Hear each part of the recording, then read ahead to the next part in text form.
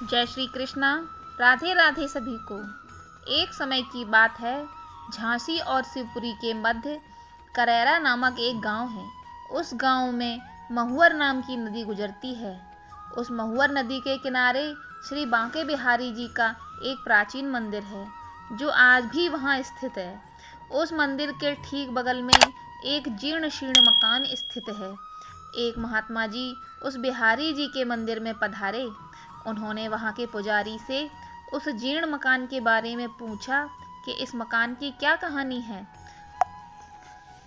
तब उन पुजारी जी ने महात्मा जी को कई वर्ष पहले की एक सत्य घटना सुनाई। बात उस समय की है जब उस मंदिर के महंत थे श्री रज्जवदास जी महाराज। और जो यह मकान टूटा फूटा है, यहाँ पर एक दुकान हुआ करती थी। यहाँ पर एक गहोई वैश्य जाति की बूढ़ी महिला रहती थी। उसके परिवार में कोई नहीं था, वह अकेली ही यहाँ रहती थी। वैश्य जाति की होने के कारण उसकी आदत थी कुछ न कुछ व्यापार करने की, इसलिए वह कचौरी और पकौड़ियाँ बनाती थी और बेचती थी। लोग उससे कहते थे, माई तुम इतनी बूढ़ी हो और अकेली रहती हो, तुम्हारे पास इतना बड़ा मकान है, दुकान है, तो तुम रोज व्यापार भी करती हो, क्या करोगी इतने धन का? यह सब छोड़कर भगवान का नाम लिया करो। लेकिन वह बुढ़िया नहीं मानती और इसी प्रकार रोज कचौरी पकोड़े बना बना कर बेचती थी। एक दिन उसे रात्रि में सपना आया। उसने सपने में देखा कि वह मर चुकी है और लोग उसकी संपत्ति लूट लूट कर ले जा रहे हैं। सवेरे जागने पर उसे लगा कि कहीं सच में ऐसा ही न हो जाए, क्योंकि मेरा तो कोई है ही नहीं। मेरे बाद तो यह सब संपत्ति लोग ही लूट कर ले जाएंगे। लोग यह सब लूटें, यह तो ठीक नहीं। ऐसा विचार करके बुढ़िया अपने गहोई वैश्य समाज के लोगों के पास गई। उन सब से सलाह करके उसने अपनी सारी संपत्ति बिहारी जी के मंदिर के नाम कर दी। इसके बाद वह बुढ़िया अपनी दुकानदारी छोड़कर बिहारी जी के मंदिर में ही निवास करने लगी और मंदिर से ही उसे दोनों समय का भोजन भी मिल जाया करता था। अब उस बुढ़िया ने अपना सारा जीवन भगवान श्री कृष्ण को समर्पित कर दिया। वह सारे दिन मंदिर में बैठकर भगवान श्री कृष्ण की भक्ति किया करती थी। जो हाथ बेसन में सने रहते थे, उन हाथों से वह अब माला फेरती। जो आंखें ग्राहकों की प्रतीक्षा करती थीं, वे आंखें अब भगवान को निहारती थीं। उसकी पूरी जिंदगी बदल चुकी थी। गांव के सभी लोग अब उसे भक्तन कहकर पुकारते थे। उस मंदिर के महंत श्री रज्जन दास जी महाराज थे, जो एक मितव्ययी व्यक्ति थे। एक दिन वह भक्तन रात को हमेशा की तरह दूध पी रही थी। महंत जी ने देखा कि भक्तन दूध पीते पीते कुछ चबा रही है। महंत जी ने पूछा, माई यह तुम दूध में क्या चबा रही हो? भक्तन बोली, महाराज आप दूध में मेवा ज्यादा डाल देते हो, उसी को चबा रही हूँ। महंत जी ने सोचा, मैं और दूध में मेवा डालूं? मैं दूध में चीनी डाल देता हूँ, वही बहुत है। महंत जी का माथा ठनका। दूसरे दिन उन्होंने देखा, दोपहर को भक्तन की दाल परोसी गई तो दाल में घी तैरता दिखाई दिया। महंत जी ने पूछा, यह दाल में घी कहाँ से आया? भक्तन बोली, महाराज आप ही तो दाल में घी डालकर लाते हो। महाराज जी को लगा शायद बर्तन में पहले से ही था, घी गिर गया होगा। अब महंत जी रोज देखते, भक्तन की रोटी और दाल में रोज घी दिखाई देता और उसके दूध में मेवे भी बढ़ते जा रहे थे। साथ ही महंत जी की रसोई में घी और मेवों से भरे पात्र खाली होते जा रहे थे। महंत जी को समझ नहीं आ रहा था कि यह सारे पात्र कैसे खाली हो रहे हैं, क्योंकि उनके अलावा रसोई में कोई और नहीं जाता था और रसोई की चाबी हमेशा महंत जी के पास ही रहती थी। एक दिन महंत जी भगवान की आरती कर रहे थे। उन्होंने देखा भगवान बिहारी जी के बाहों पर घी लगा हुआ है। उन्होंने सोचा शायद आरती करते समय लग गया होगा।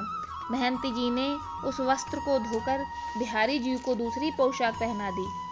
लेकिन दूसरे दिन उन्होंने देखा भगवान के दोनों हाथ घी में सने हुए हैं।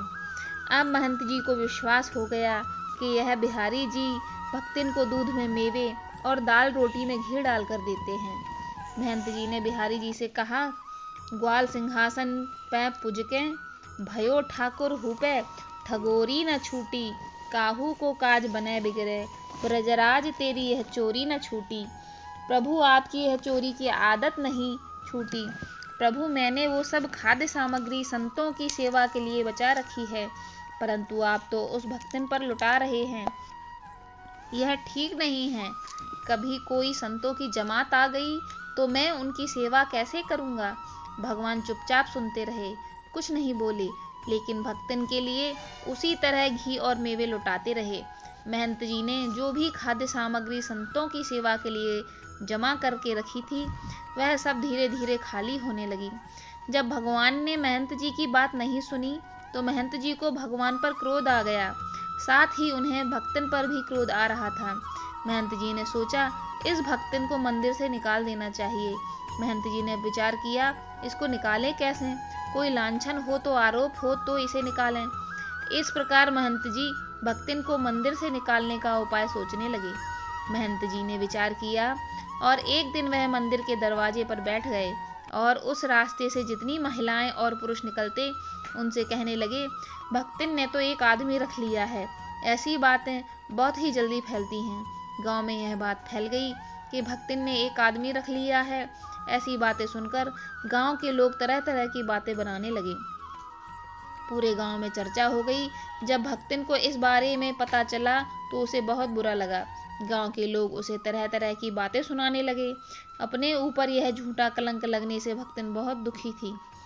उस दिन भक्तन मंदिर नहीं गई। वह सीधे अपने गहोई समाज के लोगों के पास गई और उनसे कहा, मंदिर के महंत जी मुझ पर झूठा इल्जाम लगा रहे हैं। मैंने जो अपनी संपत्ति बिहारी जी के नाम कर दी है, मुझे वह वापस नहीं चाहिए, परंतु मुझे इस झूठे कलंक से मुक्ति दिलाइए। मैं भीख मांगकर अपना गुजारा कर लूंगी, परंतु अब मैं वहां उस मंदिर में नहीं रहूंगी। भक्तन की यह बात सुनकर गहोई समाज के सभी लोग भक्तन के साथ हो लिए और मंदिर की तरफ चल पड़े। मंदिर में महंत जी ने दूर से ही देखा कि लोगों की बड़ी भीड़ मंदिर की ओर चली आ रही है।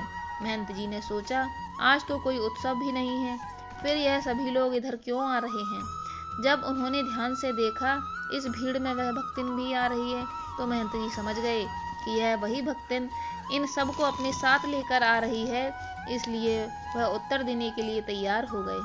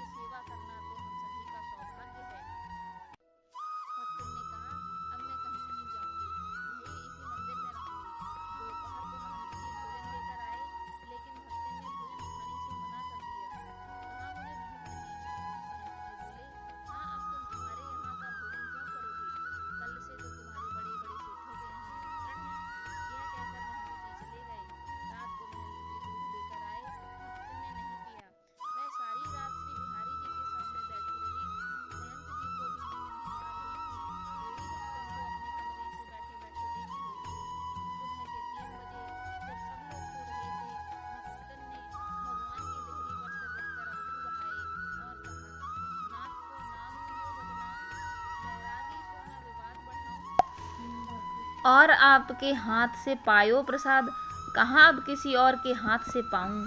अर्थात आपका नाम बदनाम किया, इसलिए मैं और अधिक बात बढ़ाना नहीं चाहती। और जब आपके हाथ से प्रसाद पाया तो अब क्या किसी दूसरे के हाथ से प्रसाद पाऊं।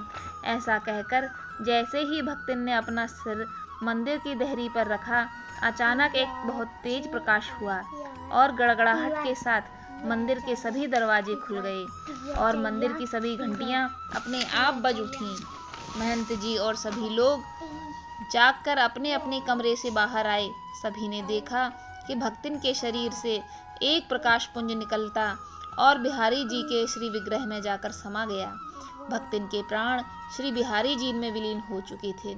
पूरे करैरा गांव में इस बात का हल्ला मच गया।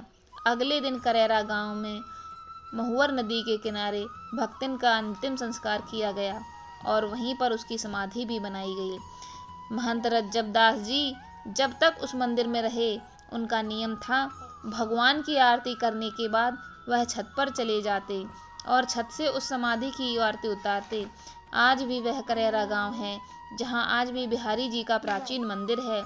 मंदिर के बगल में वह खंडहर मकान है और आज भी उस भक्तिन की समाधि वहां उस महुअर नदी के किनारे स्थित है। तो मित्रों, बिहारी जी की बड़ी ही अनोखी अनोखी कहानियां हैं। अगर आपको यह कहानी अच्छी लगी हो, अगर आपको भक्तिन की यह कहानी, भक्तिन की भक्ति अच्छी लगी हो, तो प्लीज़ इस वीडियो को लाइक कर दीजिए और हमारे चैनल को सब्सक्राइब कर दीजिए। इसी तरह की भक्ति रस में डूबी हुई कहानियाँ हम आगे भी आपके लिए लाते रहेंगे, तो प्लीज़ इस चैनल को सब्सक्राइब कर लीजिए। धन्यवाद।